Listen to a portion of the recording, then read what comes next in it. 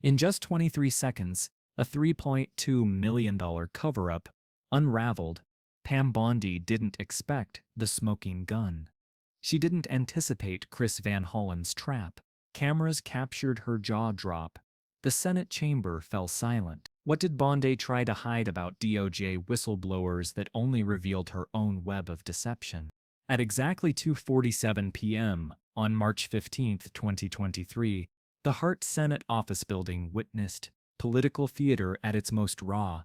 Bondi walked into Committee Room 20 Fun like she already owned the verdict, but her leather briefcase trembled slightly in her grip.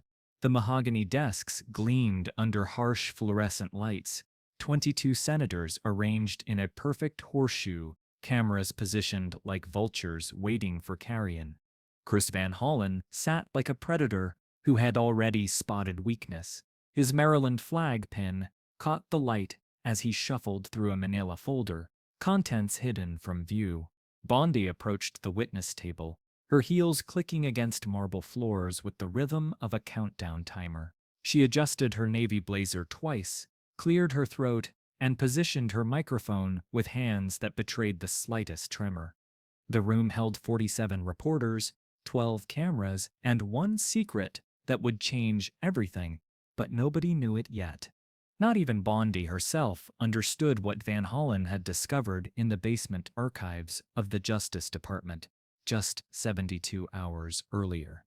Bondi's opening statement began with practiced confidence. Her voice carried the authority of someone who had prosecuted fraud cases for 8 years, who had stood before countless juries and emerged victorious. She spoke about transparency, about protecting whistleblowers, about her commitment to justice. Every word was measured, calculated, designed to project strength. But Van Hollen wasn't listening to her words. He was watching her hands, the way she gripped her water glass, the micro-expressions that flashed across her face when she mentioned the DOJ's internal investigation unit, the slight pause before she claimed complete ignorance about any whistleblower suppression. The first crack appeared at 2:51 p.m.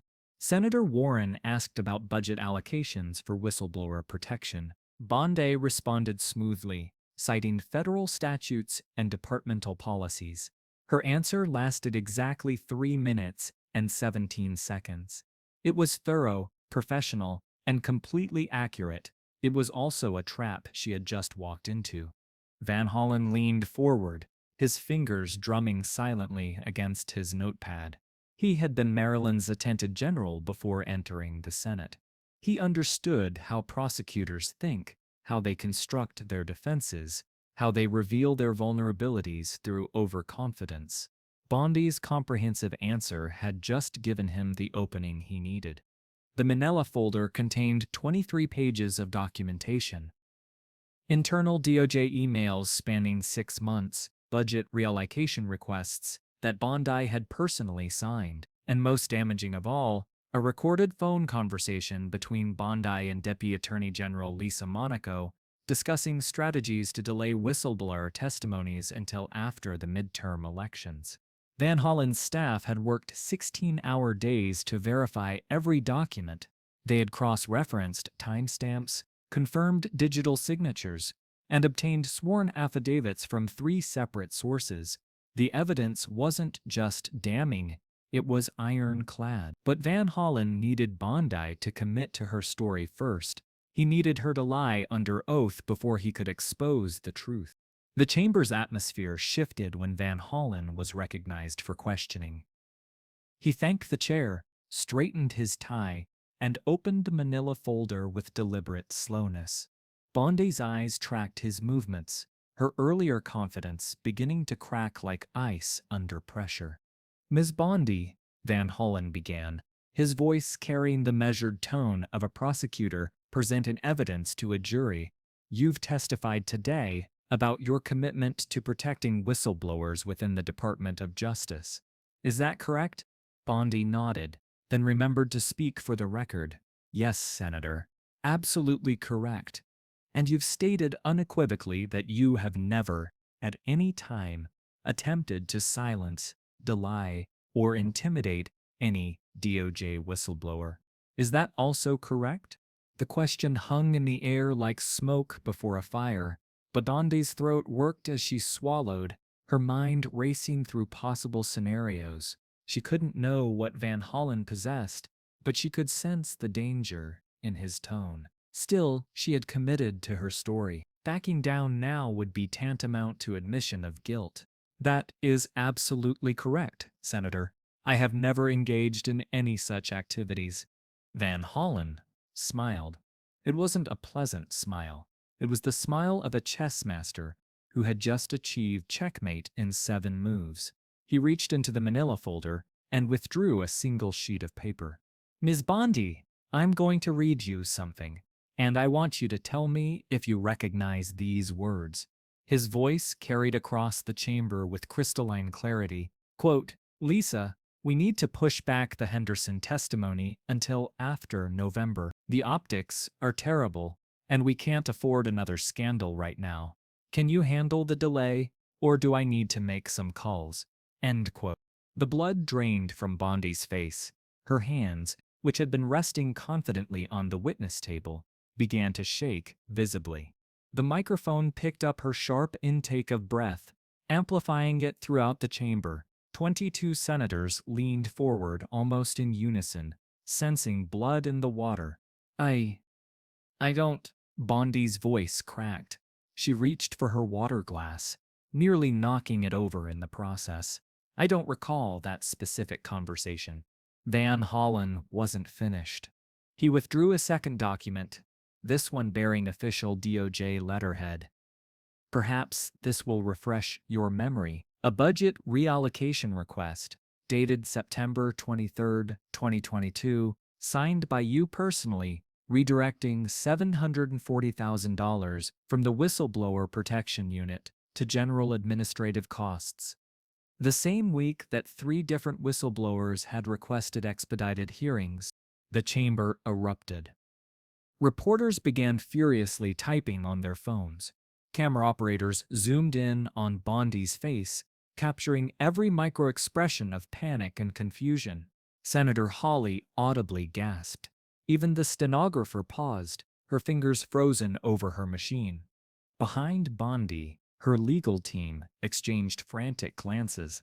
Her chief counsel, Marcus Webb, a Harvard law graduate who had defended her through 3 previous congressional appearances, looked like he had just witnessed a train wreck in slow motion. He leaned forward, whispering urgently in her ear, but his words seemed to bounce off her like raindrops on steel. Bondi was in shock, her mind struggling to process the magnitude of Van Hollen's revelation. The gallery buzzed with whispered conversations. Justice Department employees who had traveled to support their former colleague now shifted uncomfortably in their seats. Some began quietly gathering their belongings, unwilling to be associated with the unfolding disaster. The press section resembled a shark feeding frenzy, with reporters elbowing each other for better camera angles and frantically updating their editors about the bombshell revelation.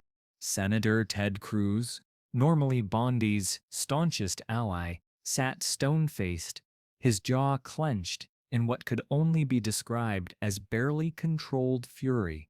He had spent considerable political capital defending Bondi's nomination, assuring colleagues of her integrity and commitment to justice. Now, watching her credibility evaporate in real time, Cruz realized he had been played. His reputation was tied to hers, and she was sinking fast. Van Hollen observed the chaos with the calm satisfaction of a master strategist watching his plan unfold perfectly. He had anticipated this moment for months, ever since his staff first uncovered irregularities in DOJ budget reports. The Maryland senator understood that in politics, timing was everything. He could have released this information through back channels, could have leaked it to friendly reporters, could have used it for private leverage. Instead, he chose the nuclear option, public humiliation under oath, with no possibility of spin or damage control. The C-SPAN cameras captured every angle of Bondi's distress, Her normally perfect makeup was beginning to show stress lines, small beads of perspiration visible on her forehead, despite the chamber's aggressive air conditioning. Her hands, manicured and steady just minutes earlier, now trembled as she reached for documents that offered no salvation. The woman who had once prosecuted white-collar criminals with ruthless efficiency was now experiencing firsthand what it felt like to be cornered by the very system she had served. Bondi's legal training kicked in, but too late. She was already drowning, and every word she spoke only pulled her deeper. Senator, budget reallocations are routine administrative matters. They don't necessarily indicate. Ms. Bondi, Van Hollen's voice cut through her stammering like a blade. Are you familiar with the Federal Records Act? The one that requires all official communications to be preserved and made available upon congressional request. The trap was closing. Bondi could see it now, could feel the walls converging around her. Her eyes darted frantically around the chamber, searching for an ally, an escape route, anything that might save her from what was coming. But there was nowhere to run, nowhere to hide. Van Hollen had her cornered, and they both knew it. Yes, Senator, of course I'm familiar with that act. Van Hollen reached into his folder one final time. What he withdrew made Bondi's face go completely white. It was a transcript of a phone conversation, stamped with official DOJ recording protocols. Her own words, captured in black and white, destroying every claim she had made in the past hour. The document trembled slightly in Van Hollen's steady grip as he held it up for the cameras to see. Security personnel in the gallery tensed, sensing the explosive nature of what was about to unfold. Even veteran Retberer, who had covered countless political scandals, leaned forward, recognizing they were witnessing a career-ending moment in real time. The fluorescent lights seemed to dim as all attention focused on the damning evidence in Van Hollen's hands. Then you'll recognize this transcript of your conversation with Deputy Attorney General Monaco on October 3rd, 2022. The one where you explicitly discussed strategies for delaying whistleblower testimonies, quote, until the political heat dies down. The one where you personally authorized the transfer of protection unit funds to create bureaucratic delays. Silence. Complete, absolute silence. The kind of silence that precedes an avalanche, that hangs in the air before a building collapses. Even the reporters had stopped typing, transfixed by the unfolding destruction of a political career. Bondi opened her mouth, but no words came. Her hands shook uncontrollably now, papers scattering across the witness table, as she fumbled for some response, some explanation that might salvage the situation. But there was nothing, no clever legal maneuver, no technicality that could save her. She had been caught, exposed, humiliated in front of the nation. Van Hollen leaned back in his chair, his work complete. Ms. Bondi, given this evidence, would you like to revise your earlier testimony about never attempting to silence DOJ whistleblowers? The question echoed through the chamber like a death knell. Bondi's career, her reputation, her future, all hung in the balance of her next words.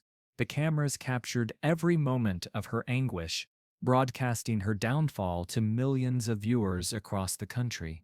Twitter exploded with hashtags. Bondi busted began trending within minutes. MSNBC interrupted regular programming for live coverage. CNN's breaking news banner screamed across television screens nationwide. The political world watched in real time as one of Trump's most vocal defenders crumbled under the weight of her own deceptions. The social media storm was unprecedented. Within the first 10 minutes of Van Hollen's revelation, Bondi Busted had generated over 50,000 tweets. Political commentators who had been defending Bondi just hours earlier began rapidly deleting their posts and issuing carefully worded retractions. Fox News, which had promoted Bondi's hearing as a vindication tour, found itself scrambling to reframe the narrative. Late-night comedy shows began preparing emergency segments. Stephen Colbert's writers were already crafting jokes about Bondi's facial expressions. Trevor Noah's team was pulling clips for a segment they would title, "When Keeping It Real Goes Wrong, Political Edition." The memes were writing themselves, and the internet was more than happy to provide the punchlines. Back in the hearing room, Van Hollen's staff was monitoring social media reactions in real time. Their carefully orchestrated media strategy was working flawlessly. They had coordinated with sympathetic journalists to ensure maximum coverage, pre-written press releases that would be distributed within minutes of the hearing's conclusion, and arranged for whistleblower advocates to be available for immediate comment. The human cost of the political theater was becoming apparent. Bondi's daughter, watching from her college dorm room, saw her mother's career implode on live television. Her son, deployed overseas with the Navy, received frantic messages from friends asking if he had seen the news. Her elderly parents, who had proudly watched every one of her previous hearings, now witnessed their daughter's public humiliation from their retirement community in Tampa. Meanwhile, the three whistleblowers whose testimonies Bondi had allegedly delayed were watching from their respective homes across the country. Sarah Henderson, the lead whistleblower, felt a mixture of vindication and sadness. She had tried to speak truth to power, had risked her career to expose corruption, only to be silenced by the very person sworn to protect her. Now, finally, justice was being served, but the cost had been enormous. In the aftermath, as Bondi stumbled through a half-hearted attempt at damage control, Van Hollen calmly organized his papers. He had done what he came to do. Justice, it seemed, still had teeth. And sometimes, just sometimes, the truth managed to break through the noise and chaos of modern politics. The hearing continued for another hour, but it was mere formality. The real damage had been done in those crucial 23 seconds when Van Hollen exposed not just Bondi's lies, but the entire culture of corruption that had infected the highest levels of government. Confidence without facts, as the saying goes, is indeed the fastest path to public humiliation. What happens when someone overestimates their knowledge in front of the nation? What occurs when arrogance meets accountability in the harsh light of congressional oversight? The answer, as Pam Bondi learned that day, is swift and merciless justice. If this story taught you something about the importance of truth in politics, like, share, and subscribe for more political accountability content. What's the boldest lie you've witnessed exposed in real time? Let us know in the comments below. This dramatized story is inspired by real events and public figures. All dialogue and specific incidents are fictional for commentary and educational purposes. No defamation intended, only illustration of accountability in action.